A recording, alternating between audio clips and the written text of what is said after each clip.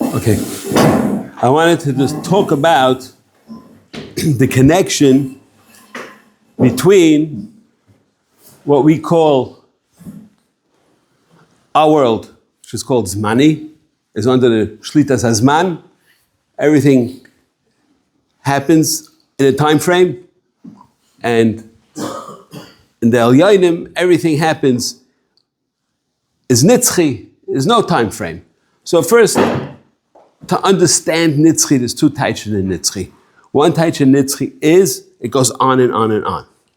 Right? It doesn't end. Another type in Nitzchi is that the clock stops, which we don't really understand that. What does it mean that time stopped? So, what I wanted to try to have a better understanding is the connection between Zmani and Nitzchi. And since we are all one day going to be Olam HaEmes, and in Olam HaEmes, certainly after Shnas Sheva Alofim, it'll be Kulei Nitzchi, there'll be no Gashmi in this world, or this world will cease to exist as we know it. So therefore, it'll be Kulei Nitzchi, and what relationship do we really have to it today? Very, very little. But we really do have a chelik in it, because we've seen it in Pesachei She'arim, I've seen it in other places also, that when a person is b'mei ima, he learns Kol HaTorah Kula, and then he forgets the whole thing. And in addition to that, the Malachim are showing him what Olam Haba and what Gan Eden look like. Why? That it should be ingrained in him, even though when he's born he has no seichel and he has no memory, but it should be ingrained in him two things. First of all, Kol HaTorah Kula is now a hachana, is we'll call it chakak alibay. It's engraved in him. So too, that opportunity to be kind a lot of Gan Eden and a lot of Olam Haba, it'll also be chakak alibay. He'll have a taiva for it, because the way a person is created, just like you have certain cheshek for certain taivas, so on a ruchniistic taiva, it'll work in the same way that a person will have a taiva to reach that madrega in Olam Haba and in Gan Eden, even though we have no musag what it really is, but he'll have that thing. So there are many things in the Bria which we could see and identify that we'll call it, I don't know what the right word is, that hangs in between the Nitzchi and the Zmani. And I wanted to give one little mashal.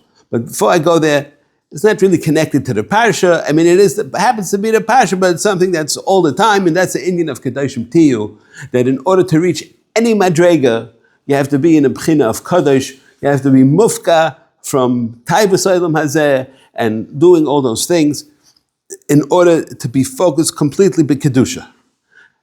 Like that, you can reach a madrega. Before that, and the other ingredient to reach any madrega is that you have to be machnia yourself. And I'll just give you a mashal, is that we know Torah starts with Beis, because Beis is ribui, means more. Aleph is only one, which that Aleph is miyuchad for Kutchabrichu, because Hashem echad, Ushmai echad, there is no doubles.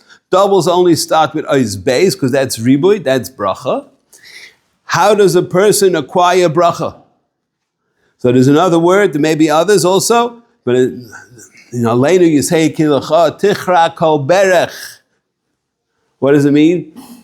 Your knees bend. How does a person, it's the same Isius, Barech and Berech are the same Isius.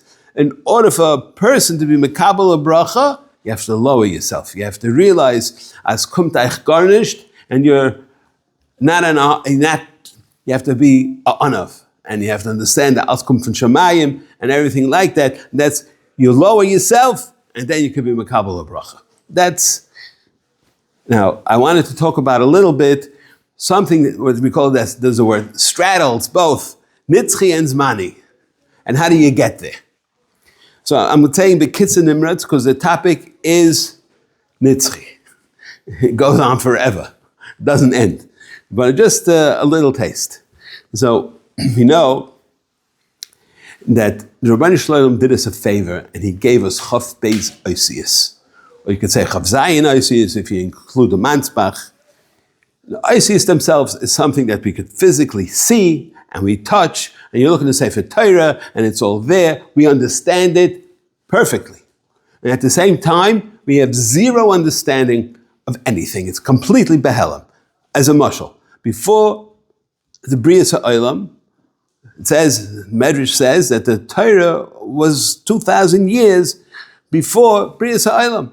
So what happened by Bria Ha'olam? What happened? What Moshe Rabbeinu gave the Torah? It was already given 2,000 years ago. So it says the Ramban and a few other Mefarshim that the word was that there was no separations by the words, like you have a pasuk by Yidaba Hashem al Moshe Lemer, so you have a separation between each word, so it gives you the ability to read it. But without that, it's all shemais, and there's different separations, right? So before the Bria, it was all shemais, we didn't know what it was. We couldn't understand it. If you'd see it like that, you couldn't read one word, because we don't understand it. But now Moshe Rabbeinu gave it with the separations in the right place, so it made it somewhat understanding. That's one. So the Isis, really, every Is of the Chaf Beis Isis represent different shemas, either the Is on its own, or the Is b'tziruf of the Isis.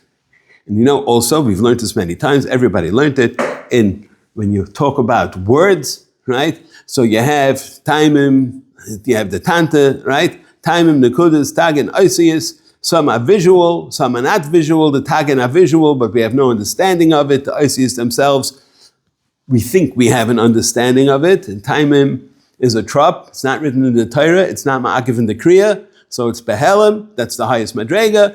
The second madrega, I didn't say it in order, but there's nekudas, which are also not written in the Torah, but it is ma'akiv in the kriya. If you say vayoymar instead of vayoymer, so it's ma'akiv in the kriya. So therefore, it's on a low madrega because it's ma'akiv. At the same time, completely behela.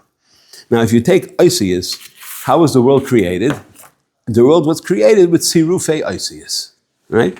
So we don't know how to be mitzaref Isis. We do know that you could take certain words, let's say the word baruch, and you put together a beis, a reish, and a chaf, which happen to be related anyhow, because, you know, the Torah starts off with an aleph, and you go 1, 10, 100, so what do you end up with? Is aleph yud kuf. Right?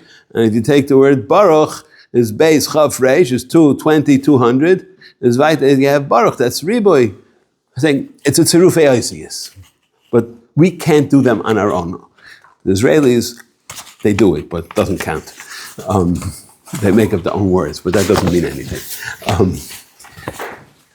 But we know that, how do you know how important every Is is?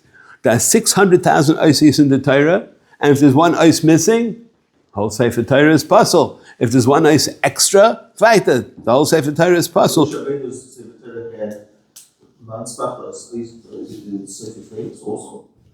I don't know. We have Manspach in every Sefer Torah. Every end of the word had a end of letter, which was the Manspach.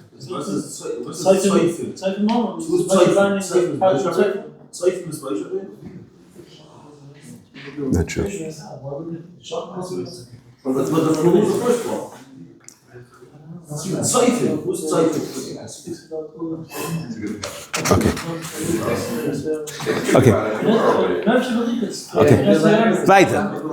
Weiter. I just want to say a few more things. I'm not going to get to the end anyways, but brought down, the middle Is in the Torah is Is Vav of Gichain. Why? Gachain, sorry. Of Gachain. Why is that Vav? Because, as you know, that all the Isis in the Torah we said earlier is the Shemaisa of HaKadosh Baruch Hu, which is considered, this I'm quoting you a Marsha, which is the Nister Hagama Shal HaTorah, and since the Sitra Smala and Kayach HaTuma is Nachash HaKadmaini, Shahaylech Al Gachain. So it's showing you separation, Yamin, Smile, that's that Vav in middle of Gachain. Dafka over there that we see Yena separation. Also, you know that Betzalel, how did he create the Mishkan? He did everything through his Mitzaref Isis. It says, "Vayimalach Isai Ruach Elikim b'Chacham b'Tfunu v'Das," and all those things. Okay, I'm going to have to ask you to hold all questions till I'm finished. After that's whatever you want. And then weiter, We see also that certain Tanoim, through Sefer Yetzirah, they were able to be Mitzaref Isis, and they're able to create a Gailam, and they give the ingredients, how to do it. You walk around in a circle, and you have the Reish Lamed Aleph Sha'arim, you do it frontwards and backwards. Frontwards to create the Gailam, backwards if he's not good, if he used up his services, then you do backwards and he disappears. You find, basically, you see, the Rebbeinu Shalom gave Adam Harishon the kayach to be mitzaref Isis and create a hayalma. What I'm trying to show is, in a few places, that the Rebbeinu Shalom created the Isis. Every Isis is a shame. Every Isis is a heichetimtza to go up to many, many high madregas, up to a point that it's kulay nitzchi. So, what Rebbeinu Shalom did, he did us a huge favor, because we have no understanding of Nitzchi. It wasn't given to us in our brains. So how did he give it to us that in a way that we can understand it? By putting it in Isis, which is something you could see, feel, and touch. And when you have it in an ice, then you could go ahead and have some sort of understanding to it. And in every ice, there's so many limudim from it, whether it be in the gematria, whether it be in the tzura, right? How many Isis make up the tzura? And many, without going into all the details, because I could go for hours about it. And I mean, I could talk to myself and go on about it also. But I'm just saying that there are so many things involved. There's many machlokes, not many, but there are a few between the Goin and the Arizal about how you spell out different Isis. Is a gimel with a yud or without a yud? Things like that. So there are many different ways of writing the ice, and each one has a different taich and limud and everything from it. And these are things that are basically behela. If you take it in a higher madrega, as you know, let's say we learned in an arech, and atik is an olam of kulei toiv, there is no ra, there is no pchira because it's kulei toiv. I need to end off because it's already late with one thing. In Sefer HaTmuna it brings down that every ice is made up of different letters. The yud, the aleph, everybody knows, is a yud, vav, right? There's a gematria chavav. There are 3 letters in the Torah that are made up of a chaf and a vav. And they are a lamed, a mem, and a samach. And if you take all 3, you want to know how to reach the higher madregas, right? So what does it say in the pasuk? V'sula mutzav adza, Rosh Magia Shemayim. How do you get to Rosh Magia Shemayim? You have to climb the ladder. And that's the 3 Osi of Samach, Lamed, Mem, which is Sulam, right? You have the Shem Havaya helping you on the way up. You do it L'Shem Shemayim. Mainly you'll be able to be Olam Madregas and have some sort of understanding to what we said, to straddle the Tachtainim together with the Elyonim, which is really us, because we have a Nefesh and we have a Neshama. So we have the koiches in there. It's put in there. The achana is done. Now we just have to bring it to Payah. The tzaddik is a beis and it's a chaf and a yud. I'm telling you Sefer HaTmuna. Is that what?